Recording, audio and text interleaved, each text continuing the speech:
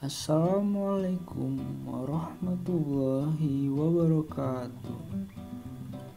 Perkenalkan, nama saya Sidki Syamil Zaidan dari kelompok 1. Pada kesempatan kali ini saya akan membahas tentang acara 4A, penentuan berat molekul. Tujuan percobaan kali ini adalah yang pertama, menentukan konstanta kenaikan titik didih molar Kd suatu solvent. Yang kedua, menghitung berat molekul zat non-volatil dari kenaikan titik didihnya. Percobaan ini meliputi 3 tahap, yaitu yang pertama, penentuan Kd solvent. Yang kedua, penentuan Bm diethylene glikol. Yang ketiga, penentuan densitas diethylene glikol. Alat dan bahan. Untuk alatnya terdapat 1 buah gelas ukur, 1 buah gelas beker, dan 3 buah Erlenmeyer. Selanjutnya terdapat 1 buah pemanas dan 1 buah neraca analitik. Untuk bahannya terdapat 6 gram urea, 10 mili diethylene glikol, dan 300 mili aquades.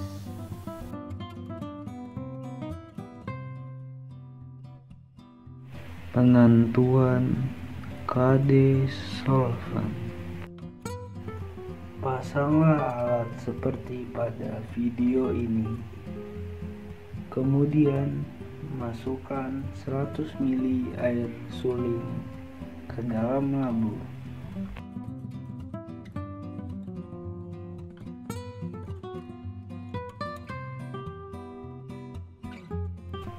Panaskan dengan pemanas, lalu catat suhunya pada termometer tiap-tiap menit. Jika suhunya sudah konstan, catat titik didihnya. Selama pemanasan, pendinginan balik berjalan. Gantilah air suling dengan 100 ml dengan yang masih dingin.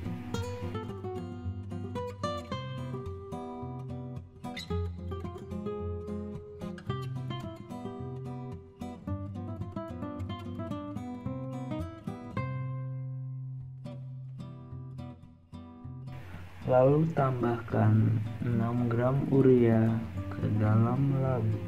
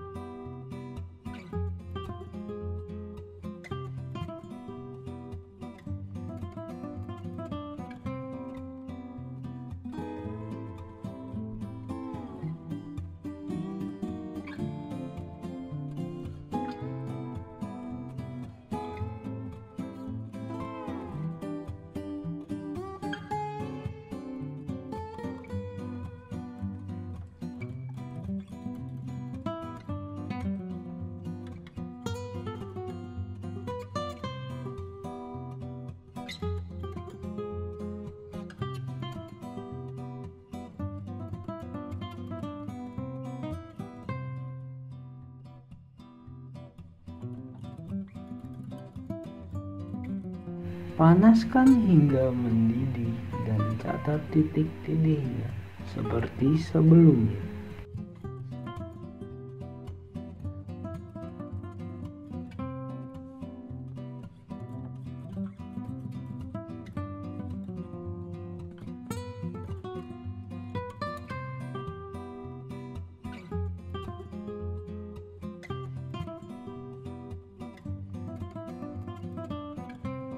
Kemudian, hitung KD solvent air suling.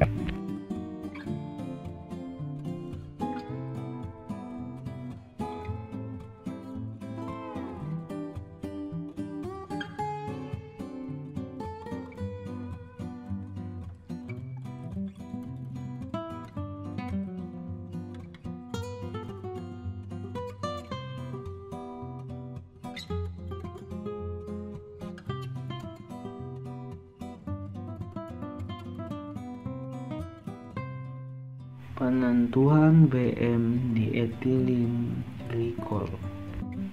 Masukkan lagi 100 ml air suling ke dalam labu yang telah dibersihkan.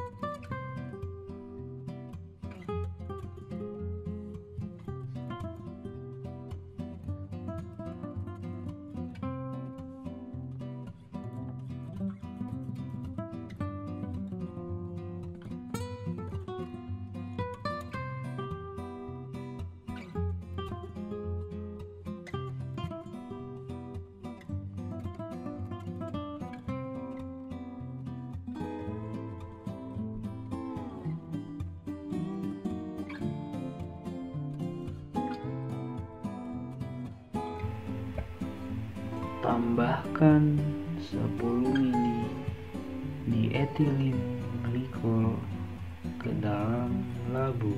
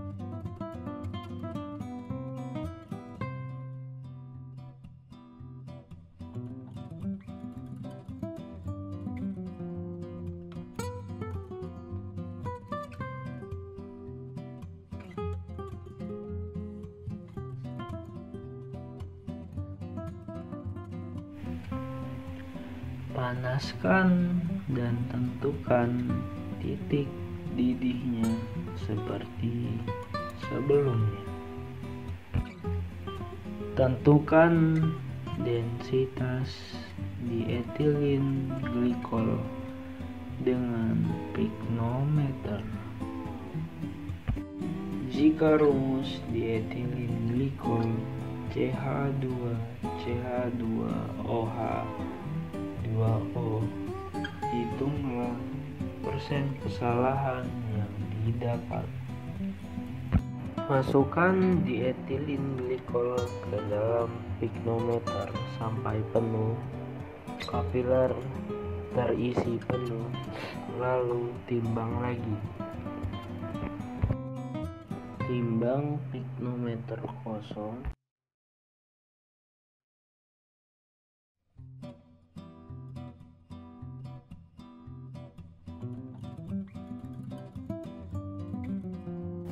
Pendidihan terjadi karena panas meningkatkan gerakan atau energi kinetik dari molekul yang menyebabkan cairan berada pada titik di mana cairan itu menguap. Tidak peduli berada di permukaan teratas atau di bagian terdalam cairan tersebut. Apabila sebuah larutan mempunyai tekanan uap yang tinggi pada suhu tertentu, maka molekul-molekul yang berada dalam larutan tersebut mudah untuk melepaskan diri dari permukaan larutan. Atau dapat dikatakan pada suhu yang sama, sebuah larutan mempunyai tekanan uap yang rendah, maka molekul-molekul dalam larutan tersebut tidak dapat dengan mudah melepaskan diri dari larutan. Jadi, larutan dengan tekanan uap yang lebih tinggi pada suhu tertentu akan memiliki titik didih yang lebih rendah. Cairan akan mendidih ketika tekanan uapnya menjadi sama dengan tekanan udara luar. Titik didih cairan pada tekanan udara 760 mmHg disebut titik didih standar atau titik didih normal.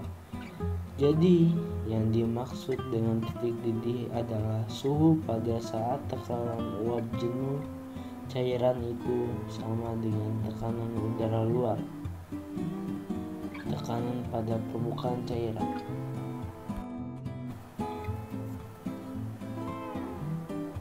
Telah dijelaskan bahwa tekanan uap larutan lebih rendah dari tekanan uap pelarutnya.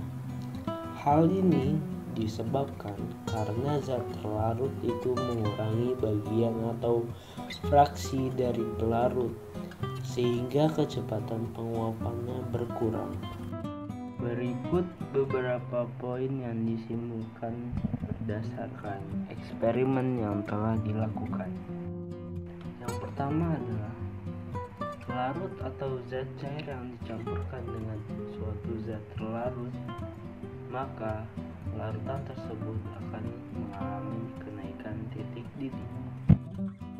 Yang kedua, faktor yang mempengaruhi kenaikan titik didih di antara lain. Yang pertama, jenis dan konsentrasi zat terlarut. Adapun jenis yang dimaksud adalah zat volatil ataupun non-volatil, dan zat elektrolit ataupun non-elektrolit. Yang ketiga, zat terlarut yang bersifat volatil atau susah menguap akan memberikan pengaruh pada naiknya titik didih dibanding zat yang bersifat non-volatil. Yang keempat, zat terlarut yang bersifat elektrolit berdampak pada kenaikan titik didih suatu larutan, sedangkan zat non-elektrolit tidak. Yang kelima, semakin tinggi konsentrasi suatu larutan, maka kenaikan titik didih pun semakin tinggi. Sekian, terima kasih. Mohon maaf apabila masih terdapat banyak kekurangan dan kesalahan dalam pengerjaan tugas praktikum fisika ini.